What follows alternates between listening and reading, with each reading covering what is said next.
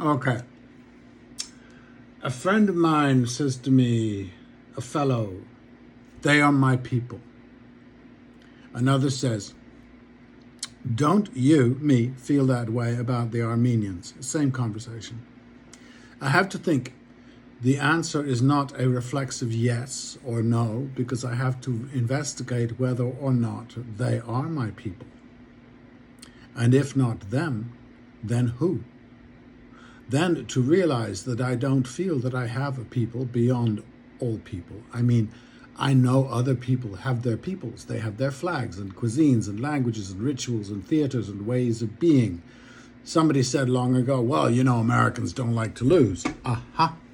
He didn't add, it was left to us to add. Russians or Malayans obviously therefore like to lose.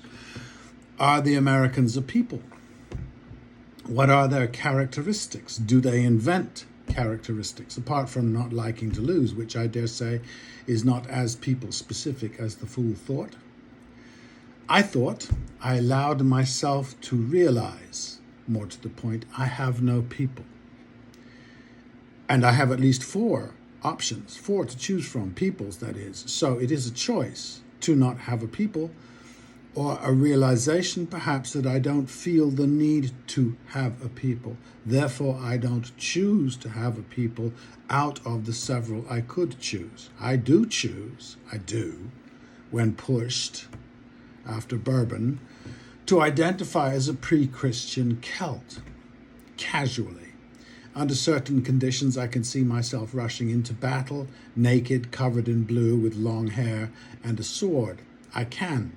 Much more likely than being a disciplined, obedient legionnaire. Also, I do wish Vercingetorix had won that day, and history's bigger if had been allowed, but not seriously, not tattoo seriously. Am I a Celt?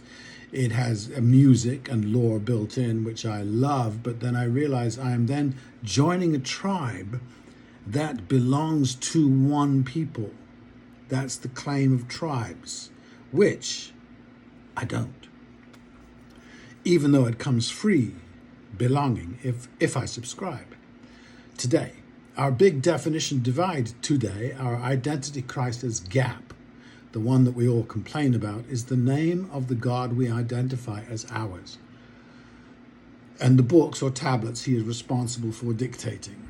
In my mind, choosing pagan means, this is outside of the academic world, who may be atheist.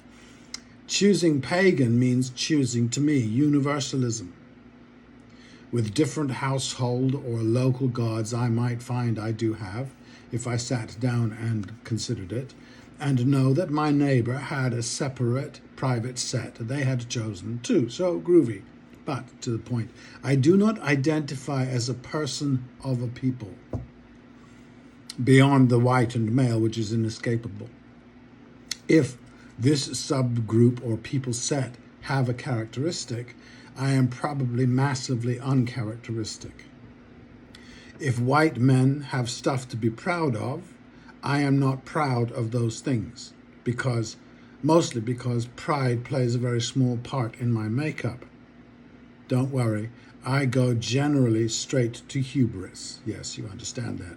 Overweening pride, which is as strong a drive in me as sex. I feel world-conquering pride in collective accomplishments, being part of, contributing to a play or a film. My part in that fully realized. But this is rarely accomplished by only white men, this collective. Never. They're not the collective type. I will be happy with my contribution, not proud, just tickled pink. And pride in behavior seems to me is like supporting a baseball team only because it wins. Sucky. Or, and this is us, turning the monstrosities and monstrous behaviors of our histories into angels and good deeds. This, dear friend, is what a British person wishing to be of the British people is obliged to do. That is the history. America's mendacity is so great, its crimes so deep, that of course its people must be the best ever. ever possible, ever. That's what you do. You create a myth out of your bad behaviors and turn them into good ones. Ultimately, I don't have a people because I don't have to choose one. I don't choose to have one, and that is because I have found I don't need one. The perks of having one are myriad.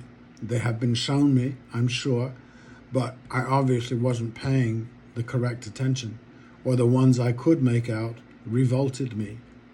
I like to be free more than I am afraid of being alone. I think George Jackson said that. My current unavoidable membership, white male, though I am so far in arrears and dues I'm probably excommunicate, requires me in good conscience to demand my people atone and repair, or go back to our uncivilized Celtic roots and start again. And of course, we won't. At the moment, we are trying the dangest to get back to the 13th century, to rehab feudalism a tad, and since there are no more colonies to be had, to bail us out economically, sulk, at which we are past masters. There's a lot of talk out there about Mark Zuckerberg's announcement that Americans only have 3 friends each.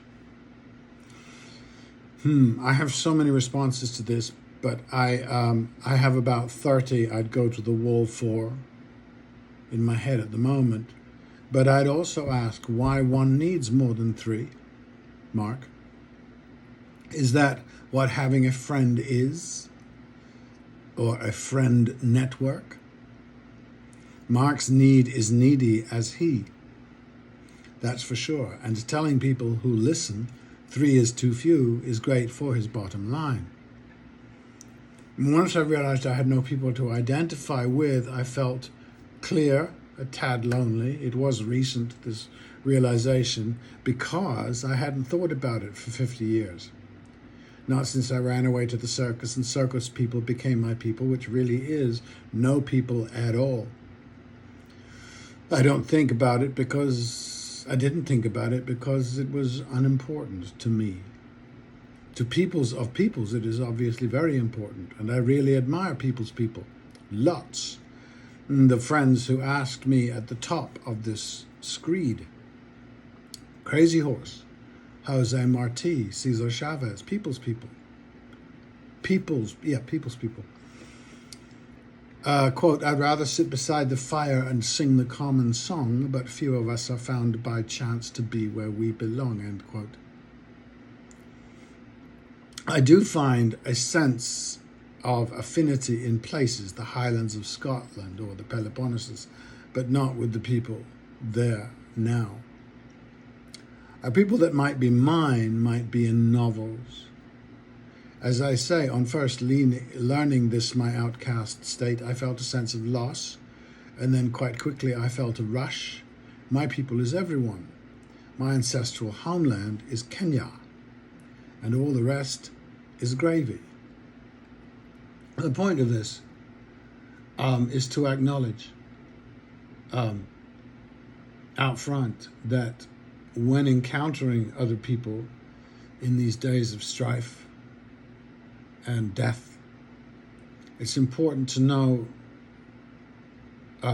are you speaking to someone who understands what you're saying, and are you understanding what they're saying, the context in which they're saying it? I think that's very important, and I think it is as hard for people's people, people who identify as a people, to understand my perspective. I think my perspective is probably the less common, and I'm only articulating it now because it's only come to me quite recently that is the difference, a major difference, and I allow that it is also going to be very difficult for me to understand them, and it's also unfortunately going to be really difficult for me to sympathize with them.